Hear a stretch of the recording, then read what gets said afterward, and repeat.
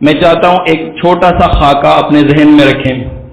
وہ خاکہ اس بات کی نشاندہی کرتا ہے کہ یہ پوری کائنات بنانے کا مقصد، انبیاء بھیجنے کا مقصد، کتابیں نازل کرنے کا مقصد اللہ کا کیا ہے. دیکھیں فرمایا کہ یا ایھا الناس اعبدوا ربکم، اے لوگوں، ساری کی ساری انسانیت سے اللہ نے خطاب کیا. یا ایھا الناس، اے انسانوں، اعبدوا ربکم، عبادت کرو اپنے رب کی. الذی خلقکم، وہ رب جس نے تمہیں پیدا کیا. والذین من قبلکم، وہ رب جس نے تم سے پہلے لوگوں کو بھی پیدا کیا. دیکھیں نا اللہ کا کتنا بہترین انداز ہے. فرمایا تمہیں بھی میں نے پیدا کیا، تمہارے باپ کو بھی میں نے پیدا کیا، تمہارے دادا کو بھی میں نے پیدا کیا. یہ پوری نسل تمہاری میں نے پیدا کی، تو لہذا عبادت تم کس کی کرو گے؟ گزرے ہوئے آباء و اجداد کے، ان کے اندر سے جو انبیاء گزر گئے ان کی، یا ان کے اندر سے کوئی اولیاء گزرے ان کی؟ فرمایا نہیں، عبادت کرو میری، اس لیے کہ میں نے تمہیں بھی پیدا کیا اور تمہارے آباء و اجداد کو بھی میں نے پیدا کیا. دیکھیں یہ جو ہے نا والذین من قبلکم، والذین من قبلکم کے اندر کون کون آتا ہے؟ باپ، دادا، پردادا، اسی طرح پوری نسل. یا والذین من قبلکم، وہ جن کو میں نے تم سے پہلے پیدا کیا ہے. اس کا ایک اور معنی دیکھیں نا، اس سے شرک کی رگیں جو کٹے، اس کا ایسا معنی جس سے شرک کی رگیں کٹتی ہوں. فرمایا الذی خلقکم، وہ ذات جس نے تمہیں پیدا کیا. والذین من قبلکم، وہ ذات جس نے تم سے پہلے لوگوں کو پیدا کیا. یعنی اللہ یہ بتانا چاہتا ہے عبادت کرو میری، اس لیے کہ میں نے تمہیں پیدا کیا ہے، تم سے پہلے لوگوں کو بھی میں نے پیدا کیا ہے. تو یہاں پر ذرا رک کر یہ دیکھیں، ایک شخص علی حجویری کو داتا کہتا ہے، عبد القادر جیلانی کو غوث اعظم کہتا ہے، نظام الدین اولیاء کو غریب نواز کہتا ہے، شہباز قلندر کو وہ لجپال کہتا ہے، اسلام آباد والے امام بری کو وہ قسمت کھوٹی کھری کرنے والا کہتا ہے. اسی طریقے سے فرمایا کہ میں نے تمہیں بھی پیدا کیا ہے، جس کو تم داتا کہہ رہے ہو اسے بھی میں نے پیدا کیا ہے، جس کو تم غریب نواز کہہ رہے ہو اسے بھی میں نے پیدا کیا ہے، جس کو تم حاجت روا کے طور پر پیش کر رہے ہو اسے بھی میں نے پیدا کیا ہے، جس کو تم غوث اعظم کہتے ہو اس عبد القادر جیلانی کو پیدا کرنے والا بھی میں ہی تھا. تو لہذا جس کو تم میرا شریک بنایا ہے، جس کو تم نے مشکل کشا بنایا ہے، جس کو تم نے حاجت روا بنایا ہے، بھرنیاں والا کہتے ہو، کرنیاں والا کہتے ہو، اس کو بھی میں نے پیدا کیا، ہر ایک کو میں نے پیدا کیا. فرمایا الذی خلقکم، میں نے تمہیں بھی پیدا کیا. والذین من قبلکم، میں نے تمہارے سے پہلے جتنے لوگ ہیں سب کو میں نے پیدا کیا. لعلکم تتقون، تاکہ تم تقوی اختیار کرو، ڈرو اللہ سے، اللہ کے حلال کو حلال مانو، اللہ کے حرام کو حرام مانو، اللہ کی شریعت کا پاس رکھو، الہ واحد کی پہچان رکھو، چھوڑو ان طاغوتوں کو، چھوڑ دو ان کفر کرنے والوں کو، چھوڑ دو ان طاغوت کے حمایتیوں کو. فرمایا الذی جعل لکم الارض فراشا، وہ ذات جس نے بنایا تمہارے لیے زمین کو فرش، والسماء بناء، اور آسمان کو بنایا چھت، وانزل من السماء ماء فاخرج به من الثمرات رزقا لکم، اس نے آسمان سے پانی برسایا اور اس سے طرح طرح کے تمہارے لیے رزق کو پیدا کیا، ثمرات پیدا کیے بطور رزق. فلا تجعلوا للہ اندادا وانتم تعلمون، ایک مطالبہ ہے صرف، پوری کائنات بنائیے، تمہیں بھی پیدا کیا، تمہارے آباء و اجداد کو بھی، پوری نسل کو، سب کو، ہر ایک کو میں نے پیدا کیا. ایک مطالبہ ہے صرف، دیکھو زمین تمہارے لیے فرش میں نے بنایا، آسمان کو چھت میں نے بنایا، آسمان سے پانی برسا کے رزق تمہارے لیے میں نے پیدا کیا. ایک مطالبہ ہے صرف، ایک مطالبہ، فلا تجعلوا للہ اندادا، یہ جو اتنے بے شمار تم نے معبود بنائے، کسی کو داتا تم کہہ رہے ہو، کسی کو حاجت روا کہہ رہے ہو، کسی کو مشکل کشا کہہ رہے ہو، چھوڑ دو ہر ایک کا کفر کرو، رد کرو اس کا. فلا تجعلوا للہ اندادا، کسی ایک کو بھی اللہ کا ند نہ بناؤ. وَأَنْتُمْ تَعْلَمُونَ، اور تم جانتے ہو. کیا جانتے ہو؟ تم جانتے ہو اللہ کا کوئی شریک نہیں ہے. تم جانتے ہو سے کیا جانتے ہو؟ تم جانتے ہو کہ یہ بھی ایک دن پیدا ہوا تھا، ایک دن مر گیا، اتنا محتاج تھا، خود غسل نہ کر سکا، اور یتیم بچوں کے اوپر سر پہ ہاتھ نہ پھیر سکا، بیوہ کا سہارا نہ بن سکا، کچھ بھی نہ کر سکا، اتنا یہ کمزور، اتنا محتاج تھا. فرمایا کہ وَأَنْتُمْ تَعْلَمُونَ، تم جانتے ہو، اللہ کی وحدانیت کو بھی جانتے ہو اور اپنے معبودوں کی بے حسی کو بھی تم جانتے ہو. فرمایا وَمَا خَلَقْتُ الْجِنَّ وَالْإِنسَ إِلَّا لِيَعْبُدُونَ، ہم نے جنوں اور انسانوں کو پیدا کیا ہے صرف اور صرف اپنی بندگی کے لیے. دیکھیں، پہلے فرمایا ہم نے تمہیں پیدا کیا، تمہاری ذریت کو، تمہارے آباء و اجداد کو، ہر ایک شخص کو میں نے پیدا کیا، اور زمین میں نے پیدا کیا، آسمان میں نے پیدا کیا. زمین کو تمہارے لیے میں نے فرش بنایا، آسمان کو چھت بنایا، آسمان سے پانی برسایا، اس سے میں نے ثمرات پیدا کیے تمہارے لیے. پھر فرمایا کہ جنوں کو بھی میں نے پیدا کیا اور انسانوں کو بھی میں نے صرف اور صرف اسی لیے پیدا کیا ہے کہ وہ میری عبادت کریں. اور پھر اللہ تعالیٰ نے جتنے انبیاء بھیجے، آدم علیہ السلام سے لے کر محمد الرسول اللہ صلی اللہ علیہ وسلم تک، جتنے بھی اللہ تعالیٰ نے انبیاء بھیجے، بیٹھ جائیں، جتنے بھی اللہ تعالیٰ نے انبیاء بھیجے، کیا فرمایا کہ وَمَا أَرْسَلْنَا مِن قَبْلِكَ مِن رُّسُولٍ إِلَّا نُوحِي إِلَيْهِ، اے پیغمبر ہم نے آپ کی طرف بھی یہی وحی کی، اور آپ سے پہلے جتنے رسول آئے ان کی طرف ہم نے یہی وحی کی، انہ لا الہ الا انا فاعبدون، کہ اللہ کے علاوہ کسی اور کو معبود نہ بناؤ، نہیں ہے تمہارا کوئی معبود سوائے اللہ کے. فرمایا فاعبدون، پس تم اسی کی عبادت کرو. اس کو بیان کیا اللہ نے سورۃ انبیاء کی 25 نمبر آیت میں. اور جو قرآن بھیجا، جو قرآن نازل کیا، فرمایا کہ الف لام را، یہ حروف مقطعات ہیں. آپ جانتے ہیں ہماری قوم نے اس حروف مقطعات کے ساتھ کیا سلوک کیا ہے. اس کا معنی اللہ نے بیان نہیں فرمایا، اس کا معنی رسول اللہ صلی اللہ علیہ وسلم نے بیان نہیں فرمایا. خیر القرون کے اندر یہ آیات معنی سے خالی ہیں، اس کا کوئی معنی کا تعین نہیں کیا گیا. اور آج ہماری قوم نے اس کے بے شمار معنی تراشے، اس کے بے شمار معنی تعین کیے ہیں. کہتے ہیں کہ اس کو ایک کاغذ کے اوپر لکھ کر لٹکا دو تو اس کو صبح صبح آپ دیکھیں گے تو سارا کام دن میں آسان ہو جائے گا. اور ساتھ نیچے لکھا ہوتا ہے کہ اس کا تعلق پڑھنے سے نہیں ہے، دیکھنے سے. لوہے قرآنی کے نام سے تختیاں لکھ کر لگائی ہوتی ہیں، اس کے نیچے لکھا ہوتا ہے اس کا تعلق پڑھنے سے نہیں ہے، صرف دیکھنے سے. یعنی کہ آپ اس کو دیکھیں تو آپ کے کام دنیا بھر کے آسان ہو جائیں گے، دن بھر کے سارے کام آپ کے آسان ہو جائیں گے.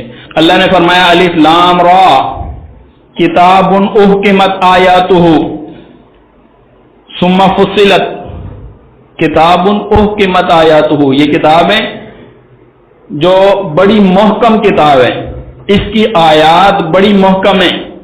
احکمت آیاتہ، اس کی آیتوں کے اندر احکام ہے، یہ کتاب محکم کتاب ہے. ثم فصلت، یہ ثم برائے تعصیب ذکری ہے. فرمایا ثم فصلت، کتاب میں احکامات بھی موجود ہیں، کتاب محکم بھی ہے اور ساتھ میں مفصل بھی ہے. فرمایا من لدن حکیم خبیر، اس آیات کے اندر حکمت اور دانائی کیوں نہ ہو، اس آیات کے اندر احکامات کیوں نہ ہو، اس آیات کے اندر فصاحت اور بلاغت کیوں نہ ہو. فرمایا من لدن حکیم خبیر، یہ آئی اس ذات کی طرف سے ہے جو خود حکیم ہے، جو خود خبیر ہے. یہ کتاب اگلے حالات کی خبر کیوں نہ دے؟ اس لیے کہ یہ آئی خبیر کے پاس سے ہے. یہ اس کی آیات، اس کتاب کا مضمون پچھلی قوموں کا تذکرہ کیوں بیان نہ کرے؟ اس لیے کہ یہ آئی خبیر کی طرف سے، جاننے والے کی طرف سے آئی ہے. اور یہ بتانا کیا چاہتی ہے؟ اس کتاب کی جو اتنی تعریف ہو رہی ہے، اس کتاب کی جو اتنی تفصیل ہو رہی ہے کہ اس کی آیتیں بڑی محکم ہیں، اس کے اندر یہ بڑی مفصل ہے، یہ حکیم کی طرف سے آئی ہے، یہ خبیر کی طرف سے آئی ہے، یہ کتاب بتانا کیا چاہتی ہے؟ دیکھیں، آپ مارکیٹ میں جاتے ہیں، کتابیں دیکھتے ہیں، بڑی بڑی لائبریریاں، بڑی بڑی دکانیں آپ دیکھتے ہیں، وہاں پہ ہر کتاب کے اوپر موضوع لکھا ہوتا ہے، ہر کتاب کے ماتھے کے اوپر اس کا عنوان لکھا ہوتا ہے۔ تو آپ کو جو عنوان سے کتاب چاہیے ہوتی ہے آپ وہ نکال لیتے ہیں۔ کیوں؟ آپ کو پتا ہے عنوان کا کیا فائدہ ہے؟ آپ کو پتا ہے کہ اس عنوان کے تحت یہ کتاب لکھی ہے، اس کے اندر جتنا بھی مواد ہوگا وہ اسی عنوان کے تحت ہوگا۔ اس کے اندر جتنا بھی مواد ہوگا، مصنف نے کتاب کا نام تعین کر کے یہ بتایا کہ اس کتاب کے اندر جو بھی عنوان ہے، جو بھی مواد ہے، وہ مواد کا تعلق اس عنوان سے ہے۔ تو لہذا آپ کیا کرتے ہیں؟ عنوان پڑھ کے کتاب خرید لیتے ہیں۔ ایک ایسی کتاب ہو، دیکھیں، ایک ایسی کتاب ہو جو بڑی موٹی کتاب ہو اور اس کے اندر مواد بھرا ہوا ہو، اس کے اندر چیزیں لکھی ہوئی ہوں، اس کے اندر چیزوں کو جمع کیا گیا ہو، لیکن اس کتاب کا کوئی نام نہ ہو، اس کتاب کا کوئی نام نہ ہو، اور ایسی کتابوں کی بھرمار لگی ہو، موٹی موٹی کتابیں لیکن ان کتابوں کا نام نہیں ہے، تو کوئی بھی، میرا خیال ہے کہ کوئی بھی ذی شعور انسان جلدی سے ان کتابوں کو پڑھنے کی کوشش نہیں کرے گا، جلدی سے تیار نہیں ہوگا اس کتاب کو خریدنے کے اوپر، اس کتابوں کے انبار کو خریدنے کے اوپر کہ بھئی کیا اس میں عنوان ہے، عنوان تو پتہ ہی نہیں ہے، بس یہ ہے کہ کچھ مواد لکھا ہوا ہے، کیا عنوان ہے، عنوان نہیں پتا۔ تو لہذا آپ سوچیں گے کہ میں جس عنوان کے تحت کتاب لینے کے لیے آیا ہوں وہ کتاب لے لوں۔ یہ جو اتنی موٹی کتاب ہے، 30 پاروں کے اوپر پھیلی ہوئی ہے، 114 سورتوں کے اوپر یہ کتاب پھیلی ہوئی ہے، رکوعات کی اس میں بھرمار لگی ہوئی ہے، ایک کے بعد ایک رکوع ہے، ایک کے بعد ایک رکوع ہے۔ یہ کتاب بتانا کیا چاہتی ہے؟ اس کتاب کا عنوان کیا ہے؟ یہاں جو اللہ تعالیٰ نے سورۃ ہود کی ابتدا میں فرمایا کتاب احکمت آیاتہ، یہ کتاب بڑی محکم کتاب ہے، اس کی آیتیں بڑی محکم آیتیں ہیں، ثم فصلت، پھر یہ بڑی تفصیل والی ہیں، اس میں بڑی فصاحت ہے، اس میں بڑی بلاغت ہے، اس میں یہ کتاب بڑی مفصل کتاب ہے۔ فرمایا من لدن حکیم خبیر، یہ حکیم کی طرف سے آئی ہے، یہ خبیر کی طرف سے آئی ہے، یہ جاننے والے کی طرف سے آئی ہے، یہ حکمت والے کی طرف سے آئی ہے۔ یہ کتاب بتانا کیا چاہتی ہے؟ اسی کو بیان فرمایا، اور فرمایا کتاب بھیجنے کا مقصد بھی یہی ہے۔ سنو سنو، اس کتاب کا مطلب کیا ہے؟ اللہ تعبدوا الا اللہ، یہ کتاب یہ بیان کرنے آئی ہے کہ اللہ کے علاوہ کسی ایک کی بھی عبادت نہیں کرو گے۔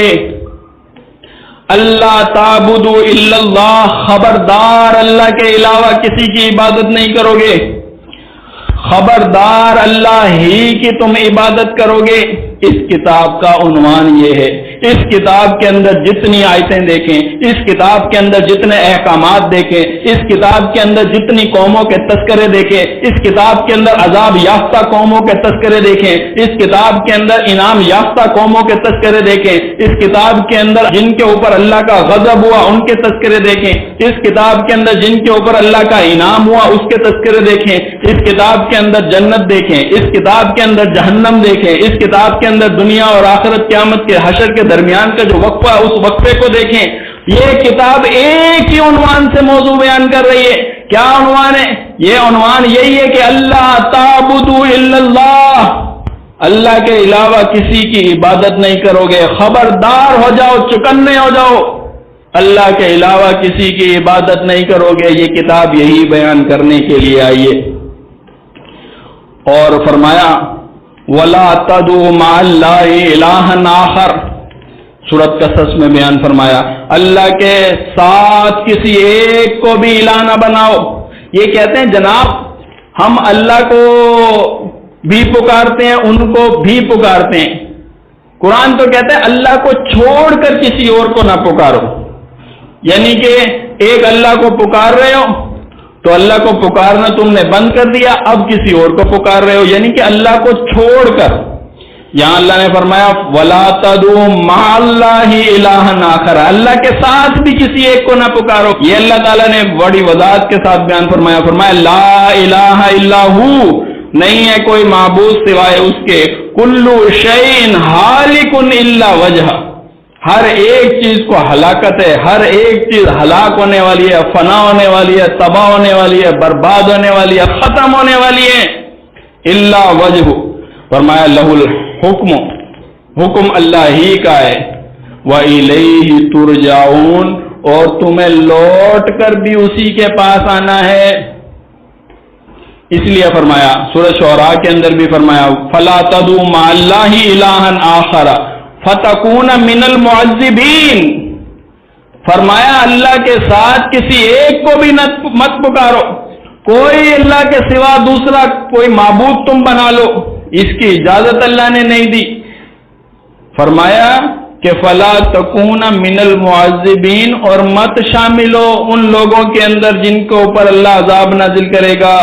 وانذر عشیرتک الاقربین، اور ڈرائیے اپنے رشتہ داروں کو بھی جو قریبی رشتہ دار ہیں. یہی بات سورۃ یوسف میں بیان فرمائی ان الحکم الا للہ، کہ اللہ ہی کا حکم ہے، حکم دینے والی ذات تو اللہ ہی کی ہے. فرمایا اللہ تعبدوا الا ایاہ، اس نے یہ حکم دیا ہے کہ اللہ کے علاوہ کسی اور کی عبادت نہ کی جائے. فرمایا ذالک دین القیم، یہی ہے دین بالکل سیدھا. فرمایا وَلَكِنَّ أَكْثَرَ النَّاسِ لَا يَعْلَمُونَ، اور لوگوں کی اکثریت کا حال تو یہ ہے کہ وہ جانتے ہی نہیں ہیں، وہ لا علم ہے، جانتے ہی نہیں ہیں. کیا نہیں جانتے؟ اپنے انجام کو نہیں جانتے، کس انجام سے واسطہ پیش آنے والا ہے، اس کی اہمیت نہیں جانتے، اس مسئلے کی اہمیت نہیں جانتے. یہ مسئلہ کتنا اہم ہے، الہ واحد کی پکار کا مسئلہ، الہ واحد کی شریعت ماننے کا مسئلہ، الہ واحد کا مسئلہ کتنا اہم ہے. جنت اور جہنم کا جو فیصلہ ہونے والا ہے وہ اسی عقیدے کی بنیاد پر ہونے والا ہے. اعمال کا جو وزن ہوگا تو اسی عقیدے کی بنیاد کے اوپر ہوگا. فرمایا لا یعلمون، اتنے اندھے ہوئے اپنے معبودوں کی محبت کے اندر، ان ساری چیزوں سے گویا لا علم ہے، گویا جانتے ہی نہیں ہے. اور فرمایا کہ ہم نے اس سے پہلے جو تورات نازل کی، یہ تو میں نے آپ کو بتایا کہ پوری کائنات بنائی اس لیے کہ اللہ کے علاوہ کسی کو مت پکارو، اللہ کے علاوہ کسی اور کی مت عبادت کرو. زمین اور آسمان اسی لیے بنایا، انسانوں اور جنوں کو اسی لیے بنایا، جتنے انبیاء بھیجے اسی لیے بھیجے. قرآن کا مرکزی عنوان یہی مسئلہ الہ تھا. اب فرمایا تورات کا مرکزی عنوان بھی یہی تھا. فرمایا وَآتَيْنَا مُوسَى الْكِتَابَ، اور ہم نے دی موسیٰ کو کتاب، وَجَعَلْنَاهُ هُدًى لِبَنِي إِسْرَائِيل، اور ہم نے بنایا اسے بنی اسرائیل کے لیے ہدایت. فرمایا اللہ تتخذوا من دونی وکیلا، مت بناؤ اللہ کے سوا. لیکن دون کہتے ہیں نیچے کو، دون کہتے ہیں نیچے کو. اللہ کے سوا کسی ایک کو بھی کارساز نہ بناؤ، اللہ کے سوا کسی ایک کو بھی اپنا حاجت روا اور مشکل کشا اور جھولیاں بھرنے والا، کرنیاں والا، بھرنیاں والا، عزتیں دینے والا، ذلتیں دینے والا، روزی دینے والا، اولاد دینے والا، کسی ایک کو بھی نہ بناؤ. فرمایا انجیل کا عنوان بھی یہی مسئلہ الہ تھا. ہم نے جو انجیل نازل کی اس کے اندر بھی ہم نے یہی بتایا تھا. عیسیٰ علیہ السلام یہی کہا کرتے تھے اپنے معجزات کو پیش کرنے کے بعد، ان کا قول یہی ہوا کرتا تھا مصدقا لما بین یدی من تورات، میں تصدیق کرتا ہوں اس کی جو تمہارے ہاتھوں میں ہے تورات. وَأُحِلَّ لَكُمْ بَعْضَ الَّذِي حُرِّمَ عَلَيْكُمْ، اور حلال کرتا ہوں تمہارے لیے بعض چیزوں کو اور بعض کو حرام. فرمایا وَجِئْتُكُمْ بِآيَاتٍ مِّن رَبِّكُمْ، اور لے کر آیا ہوں میں آیات تمہارے رب کی طرف سے. فَاتَّقُوا اللَّهَ وَأَطِيعُونِ، بس اللہ کی عبادت کرو اور اللہ سے ڈرو اور میری اطاعت کرو. فرمایا ان اللہ ربی و ربکم. انجیل کیا بیان کر رہی ہے؟ بتائیے انجیل کیا بیان کرنے کے لیے آئی؟ ان اللہ ربی و ربکم، بے شک اللہ میرا بھی رب ہے اور تمہارا بھی رب ہے، بس اسی کی عبادت کرو. ھذا صراط مستقیم، یہی ہے راستہ سیدھا. لیکن اہل شرک نے اللہ کے حق میں ایسا ڈاکہ ڈالا، اہل شرک نے اپنے عقیدے میں اللہ کے حق میں ایسا ڈاکہ ڈالا کہ اللہ کے پلے کچھ نہیں چھوڑا.